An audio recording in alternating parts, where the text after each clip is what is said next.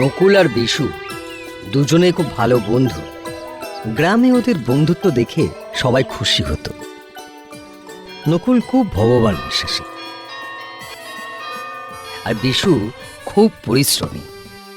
ওরা দুজনে মিলে একটা 1 বিঘে জমি কিনল, উদ্দেশ্য চাষাবাদ করে ধনী হওয়া।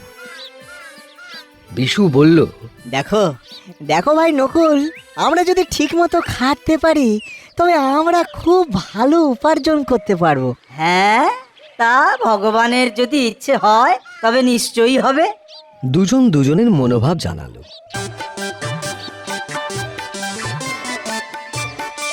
বিশু খুব পরিশ্রম করতে লাগলো, মাটি কাটা, জঙ্গল পরিষ্কার করা, বীজ বোনা। আর নকুল শুধু ভগবানের কাছে আশীর্বাদ চাইল। ও ভাবলো, আমাদের যা কিছু নিয়ন্ত্রণ করে সব ওই ভগবানই তো করেন। ভগবান আশীর্বাদ করলেই সব সম্ভব। তারপর দিন যায়, মাস যায়, মাঠে সবুজ চারায় ছেয়ে গেল। বিশু নকুলকে বলে, দেখেছো দেখেছো নকুল, কি সুন্দর চারা ধরেছে। হ্যাঁ গো, সবই ভগবানের আশীর্বাদ।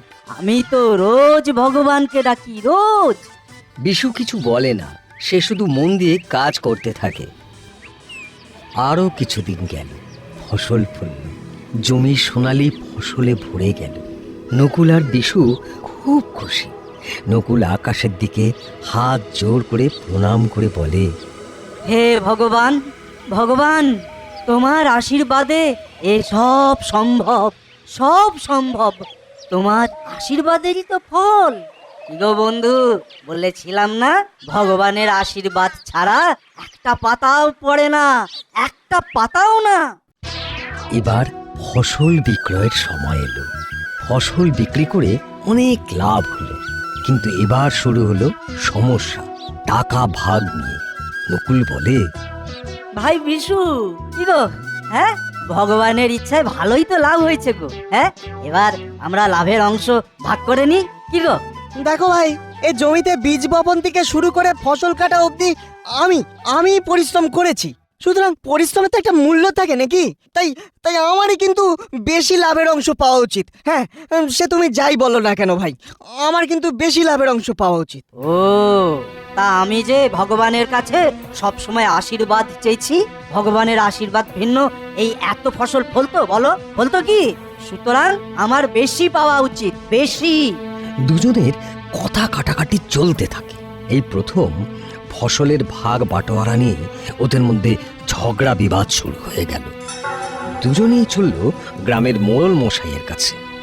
মোড়ল মশাই সব শুনে বললেন, শোনো শোনো, তোমাদের আমি একটা কাজ দেব।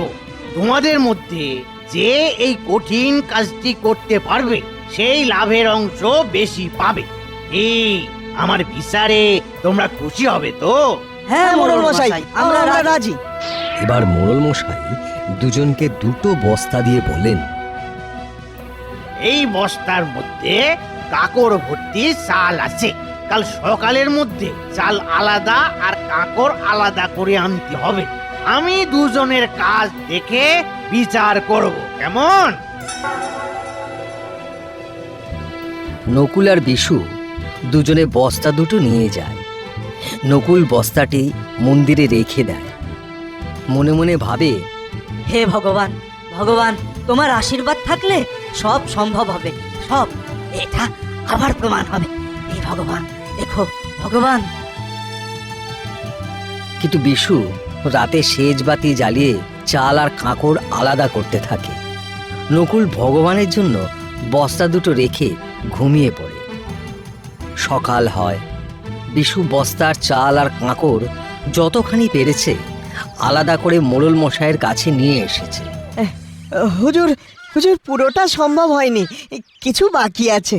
মোড়ল মশাই মৃদু হেসে বলেন, এবার এবার নকুল কি কইল দেখি, তারপর বিচার করব। ওদিকে নকুল ভগবানের ওপর ভরসা করে। ঘুম থেকে উঠে বস্তা নিয়ে মোড়ল মশাইয়ের কাছে উপস্থিত। মোড়ল মশাই জিজ্ঞেস করেন, তুমি কি পুরো বস্তার চাল বেছে এনেছো? নকুল হাত জোর করে বলে, না মোড়ল মশাই, আমি সব কাজটাই ভগবানের ওপর ছেড়ে দিয়েছি। দেখুন মোড়ল মশাই, তার আশীর্বাদ আমি নিশ্চয়ই পাবো, নিশ্চয়ই। নকুলের উত্তর শুনে মোড়ল মশাই বলেন, তবে তুমি তোমার 2 হাত ব্যবহার করনি, ভগবানের হাতের ওপর নির্ভর করেছ। বেশ বেশ বেশ। দেখি একবার তোমার ভগবান তোমার কাজটা ঠিক করে করেছে কিনা। খোলো খোলো খোলো খোলো, বস্তা খোলো। নকুল বস্তা খুলে